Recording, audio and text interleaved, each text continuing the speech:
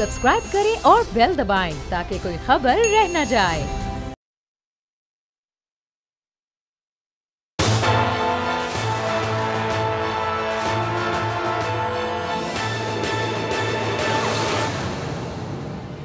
अस्सलामुअलैकुम नाज़रीन, आप देख रहे हैं प्रोग्राम तज्ज़िया स्पेशल और मैं हूं आपका मेज़बान समी इब्राहिम। मेरे साथ आज मौजूद हैं राना ताहिर साहब। मरियम नवाज़ साहबा की आज एक प्रेस कॉन्फ्रेंस तकरीबन 1 घंटा 15 मिनट उन्होंने ख़िताब की। वो प्रेस कॉन्फ्रेंस सवालात के जवाब भी दिए, बहुत पुरएतमाद थी और बिल्कुल जो उनकी परफॉर्मेंस अगर हम देखी जाए जो स्क्रीन पर उन्होंने दी, नहायत ही मुतासर करने वाली वो परफॉर्मेंस थी और किसी भी सवाल पर वो घबराई नहीं है और उनका जो कॉन्फिडेंस था वो बता रहा था कि वो पूरी तरह हर सब्जेक्ट पर तैयार है। लेकिन बड़ा सवाल ये है कि आज उन्होंने जो बातें कही हैं, जो उन्होंने बयानिया आज दिया है, उसका इम्पेक्ट क्या होगा पाकिस्तान की आने वाली सियासत पर।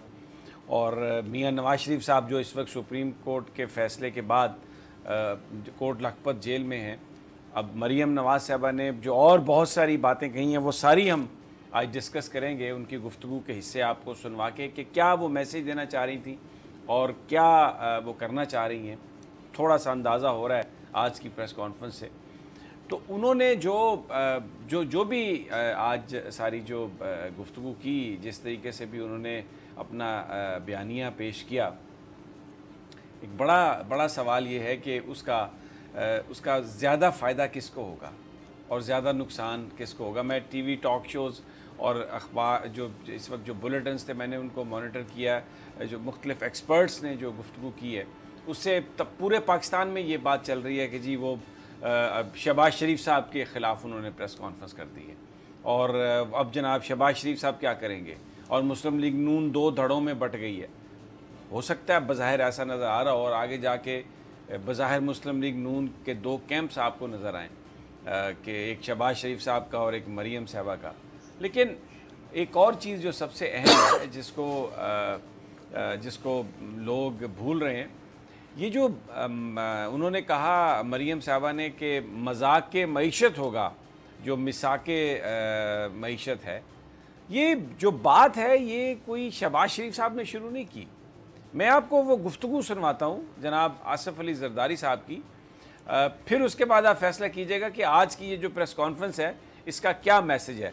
ज़रा आसिफ जरदारी साहब ने जो गुफ्तगू की कौमी असम्बली में, जिसमें वो हुकूमत के साथ मिलकर बैठकर बात करना चाह रहे थे बहुत सारे अहम मामलात पर, ज़रा वो गुफ्तगू सुन लें।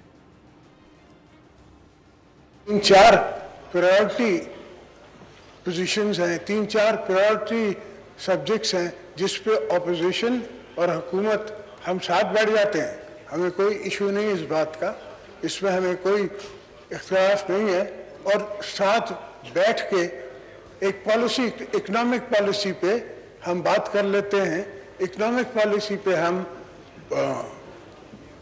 आगे चलने की बात कर लेते हैं। ये जो बुनियादी तौर पर जो मिसाके मईशत की जो बात हुई, अपोजिशन और हुकूमत मिल बैठ कर कोई सारी सूरत हाल को बेहतर करें, इसका कोई हल निकालें, ये जनाब आसिफ अली जरदारी जिनको कहा भी ये जाता है कि वो बड़े जादूगर टाइप हैं और मफाहमत के बादशाह हैं, अपने पत्ते उनको खेलने का बड़ा तरीका उनको आता है, बड़े सलीके से खेलते हैं। उन्होंने हुकूमत के साथ कैरेट एंड स्टिक अप्रोच भी रखी, लेकिन जब अब वो नैब की कस्टडी में है तो जाहिर है थोड़ा सा उनका जो वो तब्दील हुआ, उनका जो लहजा है, और उन्होंने ये बात कही कि हम बैठ कर बात कर सकते हैं। तो सबसे पहले राना साहब मैं इस पर आपका कमेंट चाहूँगा कि ये भले शहबाज शरीफ साहब की भी ये बारे में तासुर है कि उनकी ये सोच इस तरह की है, लेकिन दर हकीकत तो जो अपोजिशन जो करना चाह रही थी, यानी मैं कंबाइंड अपोजिशन की बात कर रहा हूँ जिसमें मौलाना फजलुर रहमान भी हो सकते हैं, जिसमें ANP भी हो सकती है, और ऑल पार्टीज़ कॉन्फ्रेंस से पहले उन्होंने ये जो अपना आके ये कहा कि ये मेरी ज़ाती राय है, लेकिन साथ ये भी कहा कि मेरी जो ज़ाती राय है वो मियां नवाज शरीफ साहब की भी वही राय है। तो ये फिर ऑल पार्टीज़ कॉन्फ्रेंस में तो कुछ नहीं तय होने जा रहा है, इसलिए कि वो जो सारा एक कंपोजिशन थी अपोजिशन की, जिसमें वो अपना लाहेमल उन्होंने तैयार करना था, जिसमें मईशत पर हो सकता है हुकूमत के साथ बैठने की बात होती, हो सकता है किसी तहरीक की बात होती, क्या कहेंगे आप? देखिए समी साहब, ये बिल्कुल आपने सही दिखाया जो अभी आसिफ जरदारी साहब ने कौमी असम्बली में ख़िताब किया था, और उन्होंने ये कहा था कि हुकूमत और अपोजिशन मिल बैठकर कोई मईशत के बारे में मामला तय करें, जिसको बाद में मिसाक मईशत का नाम दिया गया। मुस्लिम लीग नून के दीगर रहनुमाओं की तरफ से भी बात की गई, शहबाज शरीफ साहब की तरफ से भी बात की गई। तो आज की प्रेस कॉन्फ्रेंस में मोहतरमा मरियम नवाज साहबा ने एक तीर से 5-7 शिकार करने की कोशिश की है। उन्होंने एक ये कहा कि ये आसिफ जरदारी साहब जो कुछ कह रहे हैं इससे हमारा कोई ताल्लुक़ ये नहीं, यानी नवाज शरीफ का और मरियम नवाज का कोई ताल्लुक़ नहीं। दूसरी बात उन्होंने कही कि चचा मोहतरम ने जो ये मिसाक मईशत की बात की है, ये मिसाक मईशत नहीं, ये मजाक मईशत है। तो मैं आपको वो उनकी अगर चाहें तो मैं आपको वो गुफ्तगू सुनवा सकता हूँ उनकी, अगर आप चाहें तो, जिसमें मरियम साहबा ये कह रही हैं कि मेरी अपनी सोच ये है कि ये जो है ये मजाक मईशत है, ये कोई मिसाक मईशत नहीं। अगर रजा आप हमें वो सुनवा सकें तो। शहबाज साहब मुस्लिम लीग नून के सदर हैं, लीडर ऑफ द ऑपोजिशन हैं, और उनका मेरे से बहुत ज़्यादा एक्सपोजर भी है, पॉलिटिकल एडमिनिस्ट्रेटिव भी। उन्होंने जो मिसाक मईशत की बात की है उसमें डेफिनेटली उनके पेश नज़र वो चीज़ें होंगी जो शायद मेरे पेश नज़र नहीं हैं। उनकी एक अपनी राय है। अब जो मैं आपको देने लगी हूँ वो मेरी ज़ाती राय है। मिसाक मईशत जो है वो जी राना साहब ये देखें समी साहब, इसमें उन्होंने शहबाज शरीफ साहब का नाम लेकर कहा कि उनके पेश नज़र कुछ और होगा, यानी उनके पेश नज़र कोई डील होगी, ढील होगी, मतलब यही कहना चाहती हैं ना। और हमारे पेश नज़र ये नहीं है। मोहतरमा मरियम नवाज साहबा ने आज समी साहब पूरी अपोजिशन का जो प्लान था ना APC का, उसको सबोताज करके रख दिया। शायद उनको ये डर हो कि ये APC जो है इसके नतीजे में कोई ऐसा फैसला हो जाए जिससे मियां नवाज शरीफ साहब का मामला जो है वो पीछे चला जाए। क्योंकि जो सबसे अहम आज सारी जो ये प्रेस कॉन्फ्रेंस थी 1 घंटा 10 मिनट की, वो एक चीज़ थी जिसमें वो ये कह रही थी कि मेरे वालिद साहब को आप जेल से निकालें, मेरे वालिद साहब को आप वो नहीं तो वहाँ पर उनका इंतकाल हो जाएगा और वो बड़े शदीद बीमार हैं, तो वो जो अल्लाह ना करे, खुदा उन्हें सेहत दे। लेकिन आज जो उनका मतमा नज़र था, जो सारी की सारी ये गुफ्तगू थी, और हर चीज़ को उन्होंने रद्द किया सिर्फ, और फिर ट्वीट भी किया कि मुझे लोग बताएं अब कि अब इस वक्त सुप्रीम कोर्ट के फैसले के बाद, हाई कोर्ट की ज़मानत ना मिलने के बाद अब हम क्या करें, हमारे पास क्या राय है, क्या हमारे पास रास्ता है। राना साहब इस पर भी बात कीजिएगा। लेकिन एक और बात जो बड़ी अहम है, जो मुझे आज की प्रेस कॉन्फ्रेंस में 5-6 बड़ी अहम बातें हैं, मैं एक एक करके बताऊंगा। एक बात देखें, पनामा पेपर्स की जब स्कैंडल आया और उसमें सब तहकीकात की बात हुई, तो एक कानूनी नुक्ता था सुप्रीम कोर्ट ऑफ पाकिस्तान में, जो मरियम नवाज साहबा वो ये कह रही थी कि मैं नवाज शरीफ साहब की डिपेंडेंट नहीं थी, मैं नवाज शरीफ साहब की डिपेंडेंट नहीं हूँ। बार बार वो ये कह रही थी, बार बार। और उनका जो मुकदमे की बुनियाद थी वो यही थी कि जो उनके नाम प्रॉपर्टी है वो उनके वालिद साहब की नहीं हो सकती, मैं डिपेंडेंट नहीं थी। और मुकदमा ये था, स्कैंडल ये था कि ये बेनामी जो जायदाद है सारी की सारी, ये क्योंकि मरियम नवाज साहबा डिपेंडेंट थी नवाज शरीफ साहब की, इसलिए वो जायदाद जो थी सारी एक्चुअल नवाज शरीफ साहब की थी। आज देखें उन्होंने जो प्रेस कॉन्फ्रेंस में गुफ्तगू की है, मैं आपको भी उनकी शॉर्ट सुनवाता हूं, जिसमें वो खुद ये तस्लीम कर रही हैं कि मैं 18-19 साल की थी और मैं नवाज शरीफ साहब की डिपेंडेंट थी। जरा काइंडली अगर वो शॉर्ट रजा अगर हमें सुनवा दें तो। विच हंटिंग हो रही हो, जहां पकड़ के ज़बरदस्ती जेलों में बंद किया जाए बगैर किसी सबूत के, जहां मरियम नवाज के लिए तो JIT बन जाती है। मेरे ऊपर जो मुकदमा बना है वो 19 साल की उम्र का बना है, जब मैं 18 या 19 साल की थी, मियाँ साहब की डिपेंडेंट थी। अब ये आपने सुना कि वो ये क्या कह रही हैं कि मेरे पे जो मुकदमा बना, मैं 18-19 साल की थी और मैं मियाँ साहब की डिपेंडेंट थी। मैं रजा आपसे कहूँगा ज़रा इसको एक दफ़ा दोबारा सुनवा दें, ये बहुत ही इंपॉर्टेंट है। ये मरियम नवाज साहबा का आज कन्फेशन है। जो पनामा पेपर्स, जो सारा स्कैंडल था, उसका एक जो अहम नुक्ता था वो ये था कि मरियम साहबा ये कह रही थी कि वो नवाज शरीफ साहब की डिपेंडेंट नहीं थी, इसलिए जो भी प्रॉपर्टी मरियम साहबा की है वो नवाज शरीफ साहब की नहीं हो सकती, क्योंकि वो मैं इंडिपेंडेंट थी।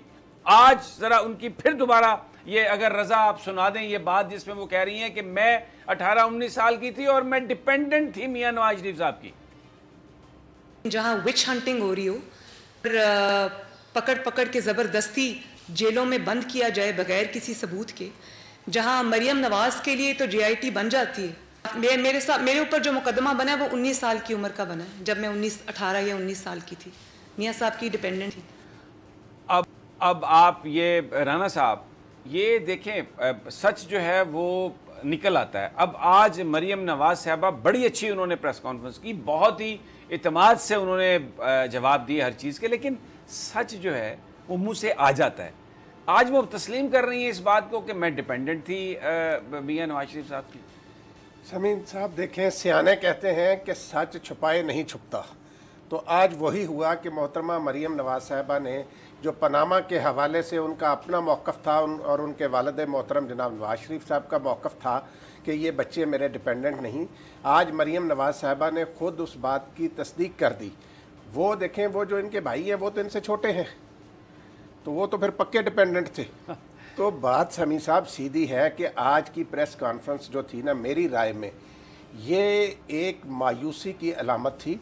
इससे मायूसी झलक रही थी। वो आसिफ जरदारी साहब से भी मायूस हो चुकी हैं, वो अपने चचा मियाँ शहबाज शरीफ साहब की पुरस्रार सरगर्मियों से भी जो है मायूस अच्छा, हो एक बिल्कुल आपकी बात सही है। मैं क्योंकि जल्दी मैं जाना चाहता हूँ, हमारे पास उनकी गुफ्तगू के हिस्से बहुत हैं। देखिए एक और बात कि अगर ज़मानत मिल गई, एक परसेप्शन था जो मियाँ नवाज शरीफ साहब के मुखालिफिन वो ये बात करते थे कि अगर मियाँ नवाज शरीफ को ज़मानत मिल गई तो वो इसहाक डार की तरह वापस नहीं आएंगे, वो अपने बच्चों की तरह वापस नहीं आएंगे। और आज क्या कहा मरियम नवाज साहबा ने कि उनके इलाज को बरसों लग सकते हैं, यानी गोया अगर उनको बाहर जाने की इजाज़त दी जाती ज़मानत देने के बाद, तो बिल्कुल आज मरियम नवाज साहबा ये कन्फेस कर रही हैं, ये एडमिट कर रही हैं कि मियाँ नवाज शरीफ साहब की वापसी का कोई प्लान नहीं था। सुनिए ज़रा उनकी गुफ्तगू, वो कह रही हैं कि बरसों लग सकते थे उनके इलाज के लिए। मल्टीपल सर्जरीज उनकी होनी है, 6 हो सकती थी। 6 हफ्ते में उनके सारे टेस्ट मुकम्मल हुए, जिन टेस्ट की रिपोर्ट जो हैं वो हमने अदालत में जमा करा दी थी। उनको प्रॉबेबली महीने और साल लगेंगे उनके इलाज के लिए। उनको इलाज चाहिए और वो ओवर द मंथ्स और ईयर्स उनको होगा। एक सर्जरी से वो रिकवर करेंगे तो उनका दूसरा इलाज होगा, दूसरी सर्जरी से वो रिकवर करेंगे तो उनका तीसरा इलाज होगा।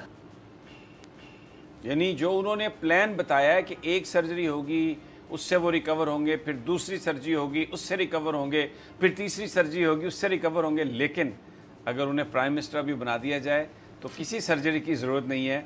अल्हम्दुलिल्लाह वो बड़े ज़बरदस्त तरीके से इस कौम को लीड कर सकते हैं। राना साहब, ये हॉस्पिटल जाके तो इतना लंबा, जैसे तरक्की के 5 साला मंसूबे होते हैं, ये इलाज का कोई 5-10 साला मंसूबा मरियम साहबा ने। देखिए अल्लाह उन्हें सेहत दे, लेकिन मुझे ये बताएं, इससे संगदिल औलाद कोई हो सकती है कि वो अपने बाप की बीमारी को पॉलिटिसाइज करे?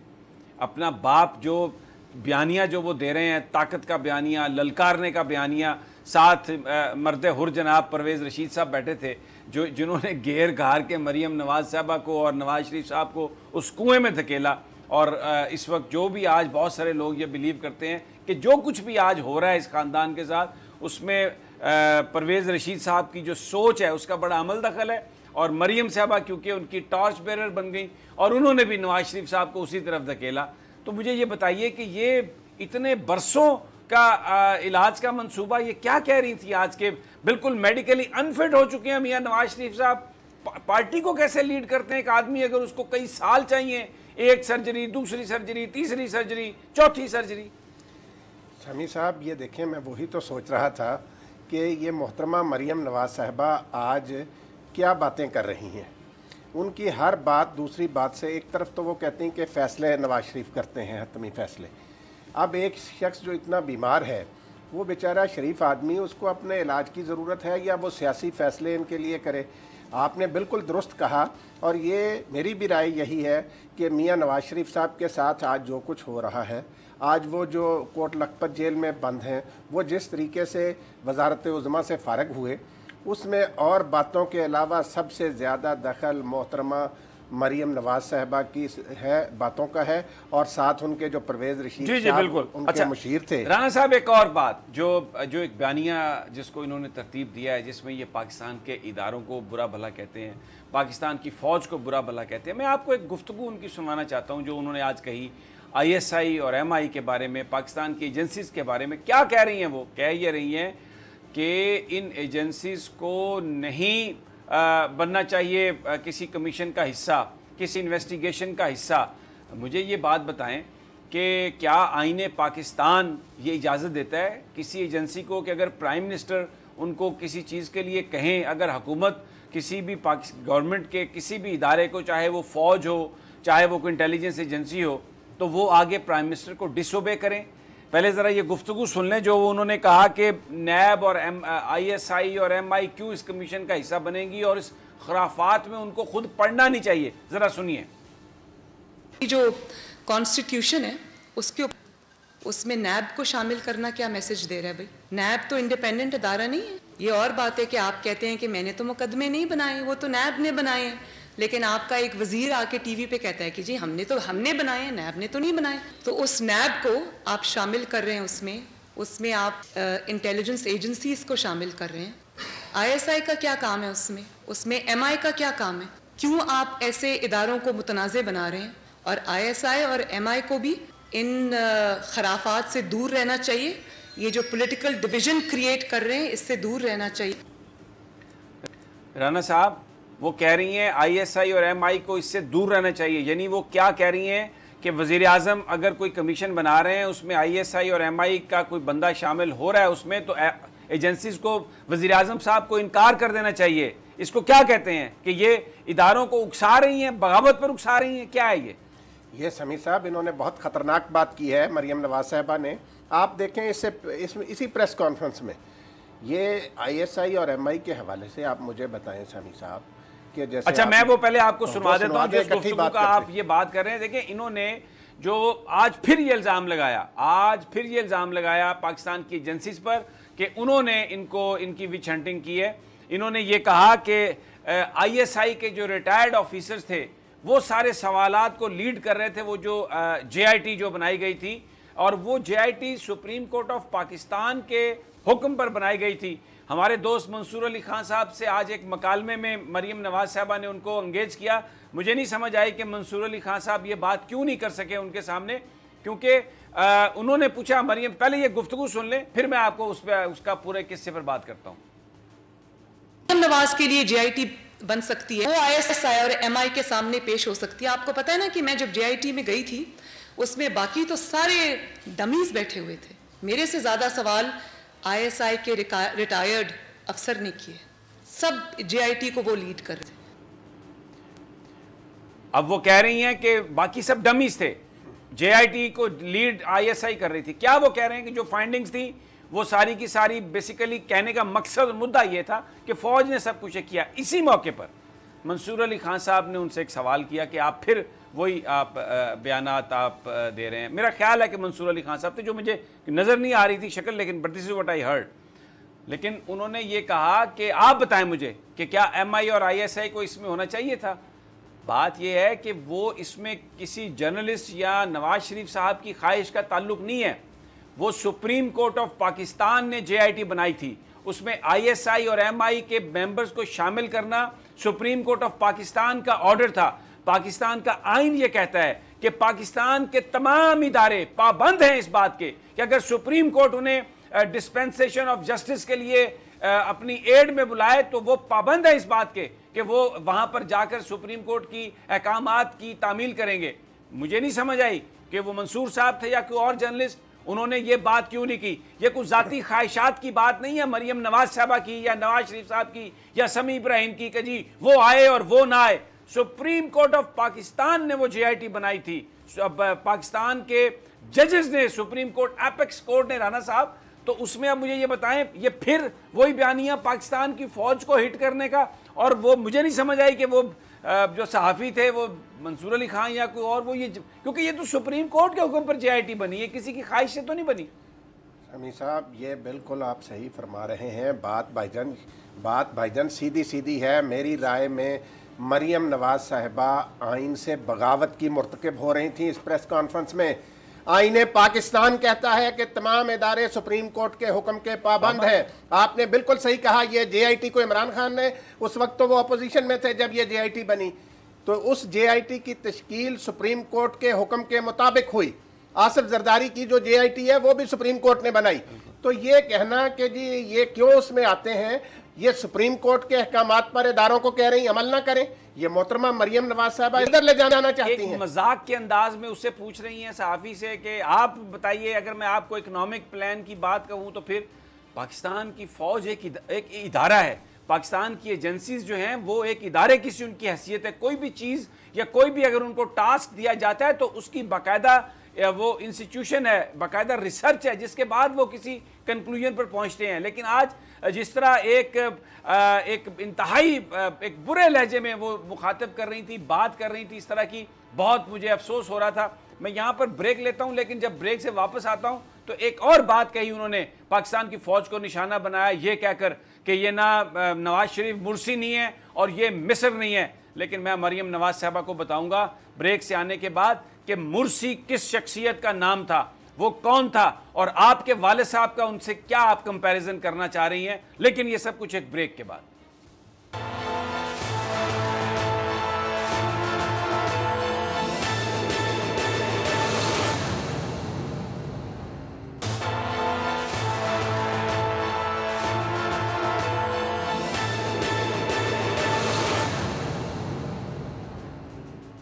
वेलकम बैक नाजरीन। मरियम नवाज साहबा ने आज अपनी प्रेस कॉन्फ्रेंस में एक और बात कही।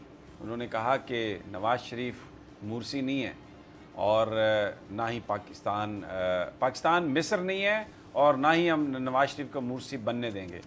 इसमें कोई शक नहीं है कि नवाज शरीफ और मुर्सी का कोई कंपैरिजन नहीं है। अहमद मुर्सी ग्रेट आदमी थे, ग्रेट लीडर थे और उनका जो विज़न था वो नवाज शरीफ से बहुत मुख्तलिफ था। जिन ताकतों को अहमद मुर्सी ललकारते थे, नवाज शरीफ तो उनके पाँव में बैठे हुए हैं, उनसे दरख्वास्तें कर रहे हैं। वो तो मगरब के नुमाइंदे हैं यहाँ पे नवाज शरीफ साहब।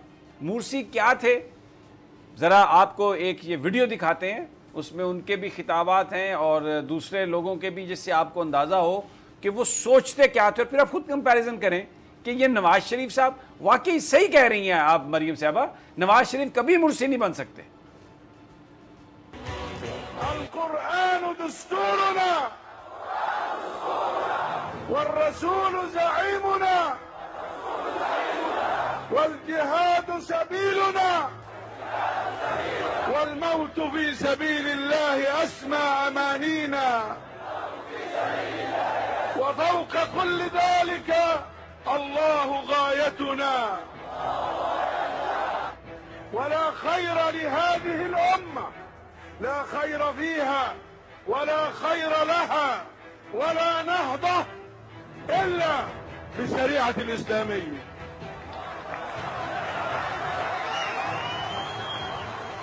أعاهد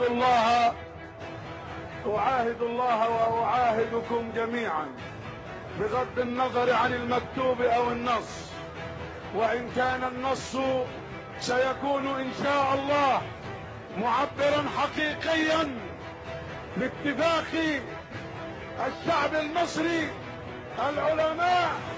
رأينا حلم الخلافة الإسلامية، حلم أرض الخلافة يتحقق بإذن الله على يد الدكتور محمد مرسي ومن معه من إخوانه وجماعته وحزبه. ستعود الولايات المتحدة العربية على يد هذا الرجل ومن معه إن شاء الله. بكرة مرسي حرر غزة، أنا مصر بكل عزة، القدس رايحين شهداء بالملايين، القدس عيون كل اليهود طيار النعاس. يلا يا عشاق الشهادة كلكم حماس. نعم، كل عشاق الشهادة هم حماس، ونقولها من هنا من المحلة من قلب الدلتا من قلب مصر وليسمع العالم جميعا ولن نوري ولن نواري ولن نداهن. نعم هدفنا القدس، سنصلي في القدس أو ننال الشهادة على أعتاب القدس. ये है अहमद मुर्सी की सोच, ये थी अहमद मुर्सी की सोच, ये था अहमद मुर्सी जिसको बिल्कुल सही कह रही हैं मरियम नवाज साहबा के नवाज शरीफ का ना ये विजन है, ना नवाज शरीफ इस तरह के लीडर बन सकते हैं। और ये जो बात कही मरियम नवाज साहबा ने, ये बेसिकली पाकिस्तान की फ़ौज पर तनकीद करने के लिए ये बात कही। जिस तरह तैयब उर्दगान के ख़िलाफ़ जब वहाँ पर फ़ौज ने बगावत की तो यहाँ पर नून लीग की जो लीडर हैं वो संभलते ही नहीं थे, वो जिस तरह आपे से बाहर हो के बातें करते थे। वो ना पाकिस्तान में पाकिस्तान की फ़ौज ने अमेरिका के कहने पर इक़्तिदार पर कब्ज़ा किया हुआ है, ना पाकिस्तान की फ़ौज यहाँ पर कोई अमेरिका की पिट्ठू है। पाकिस्तान की रियलिटीज़ के मुताबिक ये सब कुछ कर रही है पाकिस्तान की फ़ौज। और मुझे हैरत है कि इस तरीके से रिलेट करने की कोशिश की है, क्योंकि मुद्दा राना साहब यही है मरियम नवाज साहबा का कि पाकिस्तान के इदारों पर तनकीद की जाए, पाकिस्तान की फ़ौज पर तनकीद की जाए। आज उन्होंने जिस तरीके से इस सारी सिचुएशन को कंपैरिजन करने की कोशिश की है, एक पैरेलल ड्रा करने की कोशिश की है, ये तो इसका तो कोई आपस में कोई लिंक ही नहीं है। यहाँ पर कौन सा फ़ौज ने इक़्तिदार पर कब्जा किया हुआ है? यहाँ पर तो फ़ौज कह रही है कि डेमोक्रेसी इज़ द फ्यूचर, और जो ट्रांसफ़र ऑफ पावर है उसको पाकिस्तान की फ़ौज ने प्रोटेक्ट किया है। हालांकि पॉलिटिशियंस की परफॉर्मेंस पर बड़े सवाल होंगे, लेकिन फ़ौज ने तो कोई इक़्तिदार पर कब्जा नहीं किया यहाँ पर। जी समी साहब, बिल्कुल देखें, फ़ौज ने इंतहाई तहम्मुल का मुजाहरा किया। नवाज शरीफ साहब के दौर में फ़ौज को जिस तरीके से इन्होंने कॉर्नर करने की कोशिश की, जिस तरीके से फ़ौज के ख़िलाफ़ सरकारी सतह पर प्रोपेगेंडा करवाया गया परवेज़ रशीद साहब की सरबराही में, इन सारी बातों के में हमारी फ़ौज ने बहुत तहम्मुल और सब्र का मुजाहरा किया और उन्होंने पाकिस्तान को जमहूरियत के रास्ते पर चलने दिया और उस हवाले से कोई रुकावट नहीं डाली। लेकिन बात यह है जो आपने बात की सनी साहब, कहाँ डॉक्टर मुर्सी और कहाँ ये नवाज शरीफ। मरियम नवाज साहबा को खुदा का खौफ करो, वो अल्लाह का नेक बंदा था जो ये कहता था कि हम बैतुल मुक़द्दस में जाकर नमाज पढ़ेंगे, और ये मोदी को आपकी साहबजादी की शादी में बुलाते हैं। कोई खुदा का खौफ करो मरियम नवाज साहबा। अभी जो नून लीग का बयानिया है वो क्या कहते हैं कि ये कश्मीर आज़ाद नहीं होगा, और ये एक्चुअली ये कहते ये हैं कि ये फ़ौज है जो मजबूर करती है भारत के साथ लड़ाई करने के लिए, वगरना हम तो कहते हैं कि सड़का हो जान सुनिया मिर्ज़ा यार, फिर ट्रेड हो, कारोबार हो, कश्मीर को छोड़ें जी, अब आप बाकी मसाइल का हल तलाश करें। उसको आप अहमद मुर्सी से कैसे मिला सकते हैं? उनका क्या ताल्लुक है अहमद मुर्सी से? ये तो सारे के सारे इनकी तो क्लिंटन साहब ने लेटर लिख के तो जान छुड़वाई इनकी। ये जिस वक्त परवेज़ मुशर्रफ साहब ने जिस वक्त गवर्नमेंट पर कब्जा किया, माफ़ी मांग कर गए, तो ये इनका अहमद मुर्सी से क्या ताल्लुक? लेकिन ये अच्छा, एक और बात भी राना साहब इन्होंने, जो मैं इससे फिर दूसरे एक मौजू की तरफ मैं जाना चाहता हूँ। आज इन्होंने एक और बात कही कि जी हमें तो ये जो इधर कमीशन बन रहा है इस पर कोई इतराज़ नहीं, कोई बैनुल अक़वामी मालियाती इदारा, यानी पाकिस्तान एक इंडिपेंडेंट कंट्री है, कोई बैनुल अक़वामी मालियाती इदारा यानी बाहर से कोई बंदा आए और वो आके ऑडिट करे, कर्ज़ों की तहकीकात करे, तो फिर हम उसको तस्लीम करेंगे। ये ज़रा उनकी गुफ्तगू अगर आप सुनवा दें, ये क्या कह रही हैं? ये पाकिस्तान की जो सॉवरेनिटी है, जो इंडिपेंडेंस है, उस पर इतना बड़ा कंप्रोमाइज़, सुनिए ज़रा क्या फरमा रही हैं मरियम साहबा।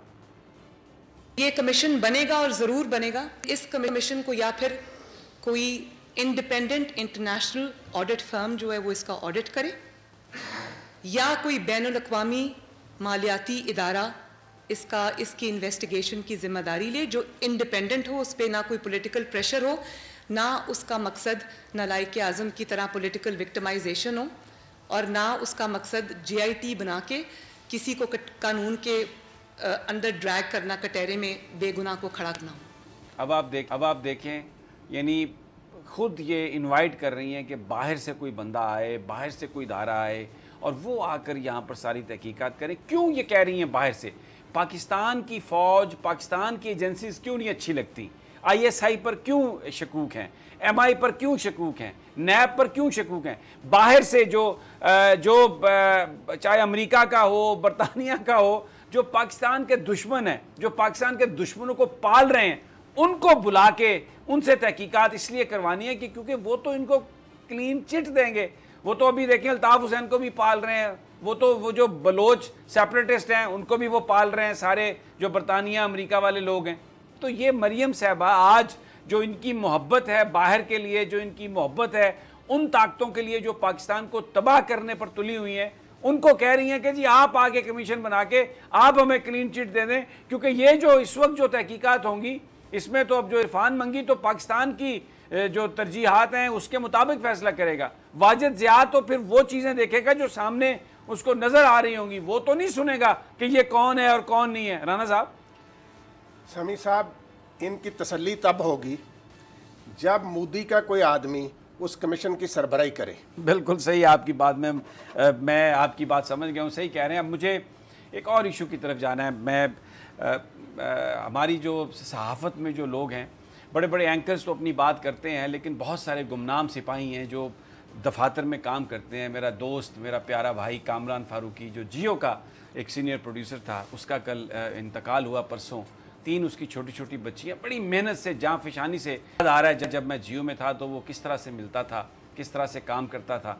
और 3 उसकी छोटी छोटी बच्चियाँ हैं और उसके घर सालगिरह थी उसकी, लेकिन वो उसकी तबीयत ख़राब हुई और फिर जिस तरह वो पहुंचा हॉस्पिटल, फिर दूसरे हॉस्पिटल, तो एक जिस यानी अब जो फैमिली पीछे रह गई है, जो मैं बात करना चाहता हूँ, जो चला गया उसका दुख तो नहीं कभी भी पूरा होगा, लेकिन अब जो पीछे फैमिली है वो फैमिली क्या करेगी।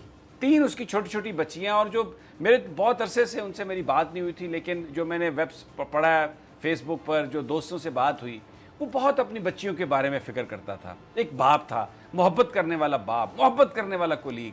लेकिन क्या वो सहाफ़ी जो बहुत कम सहाफ़ी ऐसे हैं जिनकी तनख्वाहें ज़्यादा हैं, जो टीवी एंकर्स होंगे या पता नहीं जो स्क्रीन पर आते होंगे, 95% चाहे लोग टेलीविज़न में काम करते हैं, अखबारात में काम करते हैं, उनकी सैलरीज ना होने के बराबर है, और वो भी 2-2, 3-3 महीने की ताख़ीर से मिलती हैं। हुकूमत से मेरी ये इल्तिजा है, फिरदौस आशिक अवान साहबा से, वज़ीर आज़म इमरान खान साहब से, प्लीज़ आप कोई फ़ंड क्रिएट कर। जर्नलिस्ट बैगर नहीं है, मैं ये नहीं कह रहा, मैं ये कह रहा हूँ कि आप इसको इंस्टीट्यूशनलाइज कर दें, कोई आप फंड क्रिएट कर दें, कोई हेल्थ इंश्योरेंस, कोई लाइफ इंश्योरेंस मैंडेटरी कर दें मालकान पर, कि कोई इस तरह का सानिया किसी फैमिली के साथ हो जाए तो उसकी फैमिली जो है वो बाद में बाइज्जत तरीके से ज़िंदा रह सके। इसी तरह हसन जाफरी, हमारे डॉन के कैमरामैन लाहौर के, एक एक्सीडेंट मोटरसाइकिल पे, कैमरामैन बेचारा, रिपोर्टर बेचारा, आप उसकी ज़िंदगी को देखें, मोटरसाइकिलों पर सारी ज़िंदगी गुजर जाती है, इक्विपमेंट भी अपने साथ पकड़ा हुआ है, मोटरसाइकिल पर भी जाना है। वो उनका कैनाल रोड पर एक्सीडेंट हुआ और 4 घंटे के बाद उनकी मैयत को वो वहाँ से जो बीजिंग ब्रिज है उसके नीचे से उसको उन्होंने वो निकाला। तो अब उसकी फैमिली, अब ख़ास तौर पर ये जो हसन जाफरी हैं, इनकी जो बेटी है, चंद हफ्तों में उसकी शादी होने वाली है, और वो बहुत परेशान थे, शरीफ आदमी। देखिए ये वो लोग हैं जो पाकिस्तान को सारी इंफॉर्मेशन देते हैं, खबरें देते हैं। बहुत सारे लोग आपको टीवी स्क्रीन पर नज़र नहीं आते, मैं बोलता हूँ नज़र आ रहा हूँ, लेकिन इसके ये जो मैं प्रोग्राम कर रहा हूँ, कितने लोग हैं जिनकी एफर्ट है इस पर। कोई कैमरामैन है, कोई टेक्निकल है, कोई पीसीआर में है, कोई एमसीआर में है, कोई डीएसएनजी पे है। वो लोग, उनकी बहुत कम तनख्वाहें हैं और बड़े बुरी सूरत हाल में वो लोग ज़िंदगी गुजार रहे हैं। कोई उनकी बात सुनने वाला, करने वाला नहीं है। वज़ीर आज़म इमरान खान साहब, आपसे ये इल्तिजा है, आप हेल्थ कार्ड दे रहे हैं लोगों को, आप बहुत कुछ कर रहे हैं, सहाफ़ी मीडिया का बड़ा रोल है, आपकी जो गवर्नमेंट है उसके आने में मीडिया ने एक बड़ा रोल प्ले किया है। फिरदौस आशिक अवान साहबा, आप ग्रास रूट लेवल तक जानती हैं कि क्या सूरत हाल है सहाफ़त की और किस तरीके से लोग अपनी ज़िंदगी गुजार रहे हैं। कुछ इंस्टीट्यूशनलाइज कर दें। सबसे पहले तो ये जो 2 फैमिलीज़ हैं, हसन जाफरी साहब की बेटी की शादी होने वाली चंद हफ्तों के बाद, और वो जो हमारा दोस्त कामरान फारूकी, वो अपनी उन छोटी छोटी मासूम बच्चियों का भी जिक्र करता था, परेशान रहता था। कुछ इनके लिए कोई इमदाद का तो ज़रूर अनाउंस करें, लेकिन इसको इंस्टीट्यूशनलाइज कर दें, कुछ एक बड़ा फंड दे दें, इंश्योरेंस, लाइफ इंश्योरेंस कर दें, ताकि जो ख़ानदान है वो जो जाने वाला वो तो चला गया, लेकिन जो बच गए हैं लोग, वो तो कम अज़ कम अपनी ज़िंदगी को गुजार सके। राना साहब 30 सेकंड है, योर लास्ट कमेंट।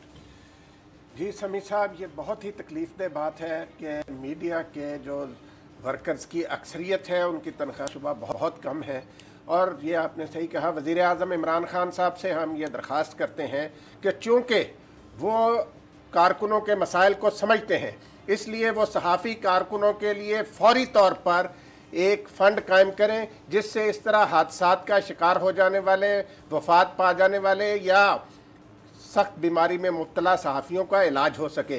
तो ये वज़ीर आज़म साहब को फौरी काम करना चाहिए, इसमें किसी किस्म की ताख़ीर समी साहब नहीं होनी चाहिए। बहुत शुक्रिया आपका राना ताहिर साहब। और इस अपील के साथ प्राइम मिनिस्टर इमरान खान और फिरदौस आशिक अवान साहबा कोई फ़ंड क्रिएट कर दें, कोई लाइफ इंश्योरेंस का बंदोबस्त कर दें, कोई हेल्थ इंश्योरेंस का बंदोबस्त कर दें, कम से कम ये हेल्थ कार्ड तो तमाम सहाफ़ियों को दे दें। बहुत ही एक अजीब सूरत हाल में उनकी ज़िंदगी है। इजाज़त दीजिए नाज़रीन, कल फिर इंशाल्लाह मुलाकात होगी। अल्लाह निगहबान।